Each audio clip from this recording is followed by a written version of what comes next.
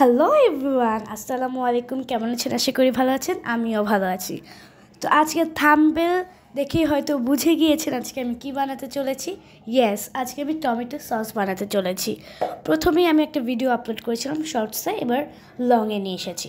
First of all আমি টমেটোগুলোকে piece করে কেটে লং, এলাচি, পেঁয়াজ এবং রসুন আর লবণ দিয়ে এটাকে সিদ্ধ করে নেব চুলায়। কিন্তু কোনো রকম আমি পানি অ্যাড করিনি, এটা এভাবেই সিদ্ধ হয়ে গেলে পানি পানি হয়ে যাবে।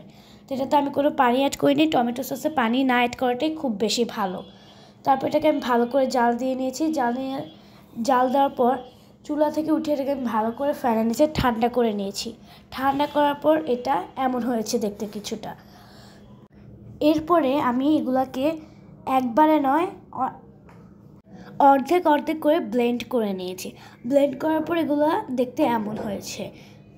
ব্লেন্ড করার পর কিন্তু এগুলো একদমই মিশ হয়ে গেছে, কিন্তু এগুলোর মধ্যে আমার অনেক আঁশ টমেটো রয়েছে। তারপর আমি একটা ছাঁকনির সাহায্যে ভালো করে এটাকে ছেঁকে নিতে হবে, যাতে কোনো রকম টমেটোর বিচি আর আঁশ না যায়, তাহলে কিন্তু এটা নষ্ট হয়ে যাওয়ার সম্ভাবনাটা অনেক বেশি থেকে থাকে।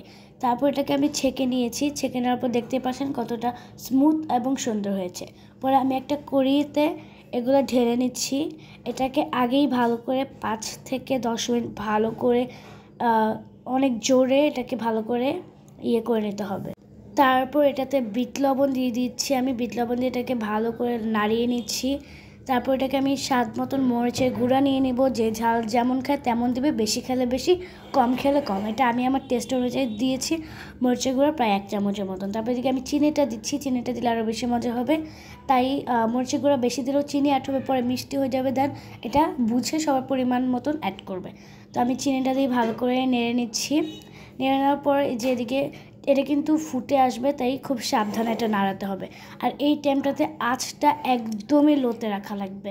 এটা প্রায় আধা ঘন্টার মতন চুলায় জাল করা লাগবে। পরে দিকে আমি তেঁতুল নিয়ে নিয়েছি। তেঁতুলটাকে কিন্তু আমি পানির সাথে গুলিয়ে নিয়ে তেঁতুলটাকে আমি ভিনেগারের সাথে ভালো করে গুলিয়ে নিয়েছি। পরিমাণ মতন ভিনেগারের সাথে আমি এটাকে গুলিয়ে নিয়েছি। পরে তেঁতুলটাকে আমি টমেটো সসে দিয়ে দিয়েছি। তারপর এটাকে ভালো করে নাড়িয়ে নিয়েছি। ভালো করে নাড়িয়ে নেওয়ার পরে এদিকে আমি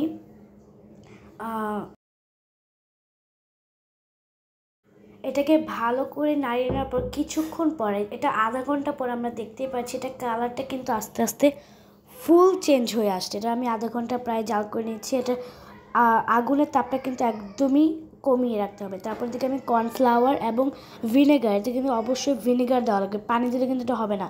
ভিনেগার দিয়ে এটাকে গুলিয়ে এটা টমেটো সসে দিয়ে দিচ্ছি। এই পর্যায়টা অনেক হার্ডলি।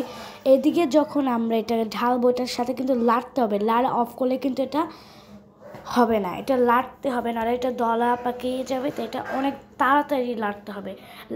লাড়া থামালেই এটা জট পাকিয়ে যাবে। পরে যে আমি ভিনেগারটা দেখে দিচ্ছি, আমি এই কোম্পানির প্রিন্স কোম্পানির ভিনেগারটা অ্যাড করেছি। আপনি চাইলে যে কোনো কোম্পানির ভিনেগারটা অ্যাড করতে পারেন। পরে আরও 5-10 মিনিট, এটা হচ্ছে ঘন অনুযায়ী, যে যেমন ঘন রাখবে পাতলা রাখবে সেই অনুযায়ী। তারপরে যে আমি একটা অবশ্যই কিন্তু কাচের বয়ামে রাখতে হবে, তো আমি কাচের বয়ামে রাখছি আর কিছুটা ফ্রিজে। দেখুন মাশাআল্লাহ আমার সসটা এত সুন্দর হয়েছে। এবার এটা আপনারা ফ্রিজে রেখে সংরক্ষণ করতে পারবেন, আর এটা যে কোনো কিছুর সাথে খেতে পারবেন। আলহামদুলিল্লাহ, এটা ভালো হবে, খারাপ হবে না ইনশাল্লাহ। Bye bye, take care.